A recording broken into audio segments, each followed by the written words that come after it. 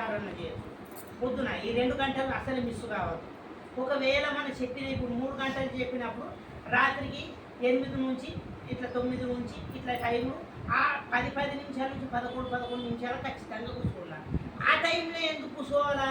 10 నిమిషాల నుంచి 11 నిమిషాలు ఎందుకు కూర్చొని ఉండాలంటే అది నక్షత్ర మిత్రులు ఇచ్చిన గొప్ప వరం అన్నట్టు. 10 నిమిషాల నుంచి 11 నిమిషాల యోగులు కనెక్ట్ అవుతారు. 12వ నిమిషం అయిందంటే వాళ్ళు వెళ్ళిపోతారు అన్నట్టు. అందుకోసమే ఆ టైం చెప్తాం.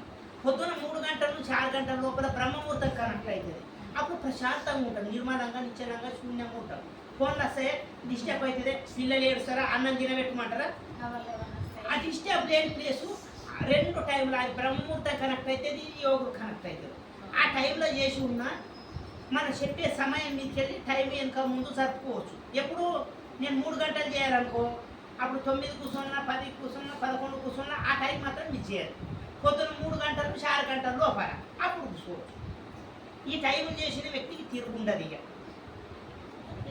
లేకుంటే పొద్దున్న దాకా మధ్యాహ్నం చేయటైనా మొగోడు ఊరుకుంటాడా, వంట చేయమంటాడు, అప్పుడే పిల్లలు వస్తావు అది ఇది అంటారు.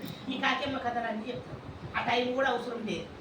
ఏదో ఇక కొత్త వాళ్ళకి ఏం చెప్తాము అంటే ఎప్పుడైనా చేయొచ్చు నాయన, ఎప్పుడైనా చేయొచ్చు, ఎక్కడైనా చేయొచ్చు, ఏ సమయమైనా మంచి సమయం, ఏ ప్రదేశమైనా మంచి ప్రదేశం, బస్సులు రైళ్ళు ప్రయాణం చేసేటప్పుడు అంటారు. పిల్లగాడికి అంగని వాడి స్కూల్ పంపిస్తాం, పంపిస్తామా లేదా?